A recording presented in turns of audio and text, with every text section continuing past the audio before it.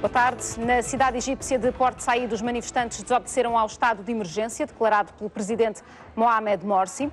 O exército estacionou em Port Said, tal como no Suez. Há um clima de turbilhão em 3 cidades do canal do Suez. Os manifestantes protestam agora contra o que chamam de vingança, referindo-se às sentenças de morte aos 21 acusados na violência ocorrida no estádio de futebol em Port Said em 2011.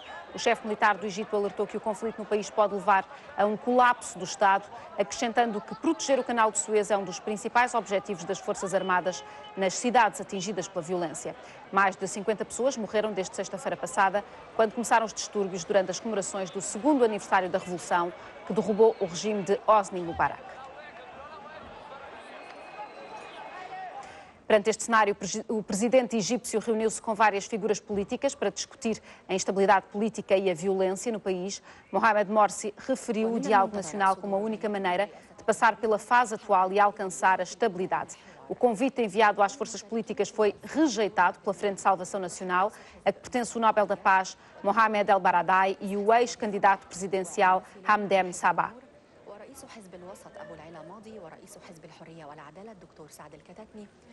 O Mali deverá realizar eleições a 31 de julho. O anúncio foi feito pelo presidente interino Diakonda Traoré no dia em que arrancou na capital etíope uma conferência de doadores internacionais para apoiar a força africana no Mali. A Guiné-Bissau foi um dos países que se comprometeu a financiar a reconstrução do Mali, apesar do próprio país carecer nesta altura de ajuda externa. As ajudas prometidas nesta conferência rondam globalmente mais de 400 milhões de euros, menos de metade dos 940 milhões estimados como necessários pelas Nações Unidas. Désiré Ouédraogo, presidente da CEDEAO, considera que a ação militar no Mali é fundamental para se alcançar a paz e estabilidade no país e na região. Em entrevista à CCTV, sublinhou que isto só pode ser feito com o apoio de todos. Vous savez que envoyer 3300 hommes sur un théâtre d'opération dans un délai aussi court, ça nécessite beaucoup de moyens logistiques, beaucoup de moyens financiers que parfois nos États n'ont pas. C'est la raison pour laquelle nous avons lancé un appel à un appui logistique des Nations Unies et tous les partenaires de la CEDEAO. Et je constate avec plaisir que beaucoup de pays répondent. La MISMA aura un rôle très important à jouer. Et donc pour nous, c'est le début d'une opération et nous pensons qu'il faut accompagner le Mali jusqu'à la stabilisation complète du pays. Em Timbuktu, a população festejou nas ruas a chegada dos soldados franceses. As tropas francesas e malianas entraram na histórica cidade de Timbuktu depois dos islamitas a controlarem desde abril. Os rebeldes não ofereceram resistência e fugiram para o deserto e para a única grande cidade que controlam neste momento no norte, Kidal. Nas ruas de Timbuktu era visível a alegria dos populares com o retomar da autoridade do Estado. Na mítica cidade Património Mundial da Unesco é, no entanto, visível o rastro de destruição deixado pelos islamitas, que nos últimos 10 meses destruíram monumentos e mausoléus com centenas de anos. Timbuktu é desde há séculos um lugar de aprendizagem islâmica e um importante centro de comércio ao longo das rotas do norte de África para as caravanas que transportavam escravos, ouro e sal. Ontem, durante a fuga, os islamitas incendiaram um importante centro de documentação. Milhares de documentos únicos foram reduzidos a cinzas. Restam agora estas fotografias, à semelhança da tática que foi usada pelos talibãs em 2001, quando destruíram as estátuas de Budas gigantes nas montanhas do Afeganistão. Em algumas zonas do sul de Moçambique, há pessoas há dias nos telhados à espera de serem resgatadas das cheias. Só na província de Gaza terão morrido 40 pessoas. Casas, estradas e pontes foram arrasadas, prejuízos que ainda não foram contabilizados. Uma equipa da RTP sobrevoou a zona e deparou-se com um cenário desolador. A vista aérea mostra a dimensão dos estragos provocados pelas inundações em grandes superfícies da província de Gaza, ao sul de Moçambique. Povoações inteiras debaixo d'água, estradas e caminhos desapareceram, pontes foram arrasadas. São também impressionantes os números de perdas humanas e de pessoas afetadas, mais de 130 mil. Nós tínhamos perto de 30 pessoas que perdemos. Portanto, o número tende a crescer. Em relação à população resgatada, a cada dia estão a aparecer, porque há pessoas que ainda estão em cima das casas, na zona de Maniquinique em particular, e aqui em Xaimite, que é preciso continuarmos com o trabalho de resgate. São dados ainda preliminares e contas difíceis de se fazer. São também incalculáveis os estragos em infraestruturas, nas colheitas dos camponeses e nas machambas, que praticamente deixaram de existir. Em terra, as imagens que vemos são também dramáticas.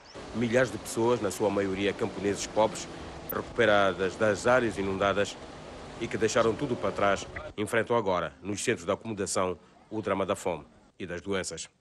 Alguns deles debilitados no sentido extremo da palavra.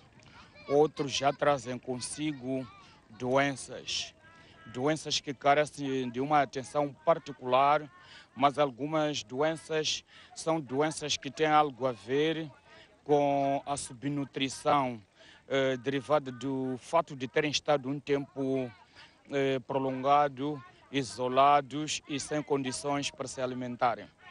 Com futuro incerto e ameaça de mais chuvas e inundações, as famílias desalojadas necessitam com urgência de auxílio alimentar e de mais ajudas.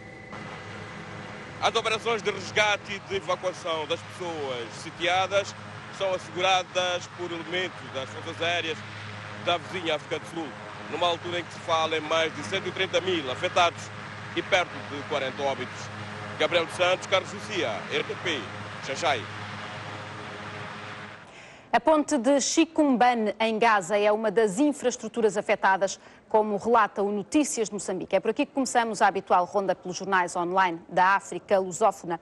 Precisamente no Notícias de Moçambique, notícia de abertura à circulação na ponte de Chicumbane, que foi reatada provisoriamente, mas esta ponte, a circulação vai voltar a ser interrompida para obras na ponte. Há ainda a notícia das autoridades a desaconselharem o retorno ao Chokwe. As águas começaram a baixar, mas ainda é cedo para as pessoas regressarem. Há também notícias de risco de emprego na África do Sul. Um tribunal de trabalho está a discutir um memorando de entendimento entre o grupo mineiro Armand Gold Mine e os sindicatos. Olhamos agora para a semana online de Cabo Verde. Homens foram detidos por roubo nos cabos de cobre do aeroporto do Sal. Na política, Jorge Nogueira denuncia corrupção no anel rodoviário do Fogo. Taxa ecológica, o Governo devolve verbas aos municípios ainda este semestre. PAICV critica a mudança do formato do Festival de Santa Maria, isto na zona do Sal. E ainda em São Miguel, polícia que matou o próprio sobrinho está em prisão preventiva. No Jornal de Angola, o elogio de Joyce Banda, a presidente do Malawi, aos avanços ao crescimento económico em Angola. A Comissão Nacional de Eleições notificou os partidos para prestarem contas referentes à campanha eleitoral das últimas eleições. E ainda o desporto, a Zâmbia obrigada a vencer contra o Burkina Faso, o jogo agendado para as 18 horas do Grupo C no Campeonato Africano das Nações. Etiópia e Nigéria jogam também hoje. E vamos precisamente olhar para os resultados do CAN. O Ghana vai ser o próximo adversário de Cabo Verde nos quartos de final do Campeonato Africano das Nações. Já se sabe, o jogo realiza-se no próximo sábado. O Ghana conseguiu o primeiro lugar do Grupo B ao vencer o Níger por 3-0. Ao Mali bastou um empate com a República Democrática do Congo a uma bola para passar aos quartos de final, onde vai defrontar a África do Sul. E hoje é dia decisivo no Grupo C. O Burkina Faso defronta a Zâmbia no estádio Mbombela, em Nelspruit, e a Etiópia joga contra a Nigéria. E o CAN é, para quem o acolhe, uma oportunidade de negócio. A 400 km de Joanesburgo, Nelspruit é uma das cidades-sede. Acolhe o Grupo C do Campeonato de Futebol Africano das Nações. Habituada aos turistas pelo Kruger Park, o facto é que toda a província de Mpumalanga está animada com os jogos. O aeroporto de uma base militar na Líbia foi transformado em galeria para exibir o espólio de um colecionador particular. São fotos que até aqui estavam proibidas de serem mostradas ao público. Imagens de militares do tempo do rei Idriss, deposto por Muammar Gaddafi em 1969. الهلال والنجمة هذا كانوا شيء ممنوع يعتبر شيء خيانة يعتبر عمل سياسي ممكن الواحد يودي به للسجن للإعدام. نبين للعالم أن ليبيا قامت فيها نهضة ولو قصيرة من الاستقلال. لا أنا أسميه باغتيال 69 لأن اغتيلت فيه نهضتنا هذه البسيطة اللي بدت وتيلت في ثقافتنا وتغيرت. E antes de me despedir, uma notícia que acaba de chegar à agência Lusa. A Guiné-Bissau vai voltar a exportar amendoim 36 anos depois. Há 36 anos que a Guiné não exportava este produto, conhecido localmente como mancarra. Um grupo de empresários chineses está a trabalhar com uma empresa guineense para colocar toda a produção de amendoim a ser exportada. Fica então aqui concluído este Zoom África. Boa tarde.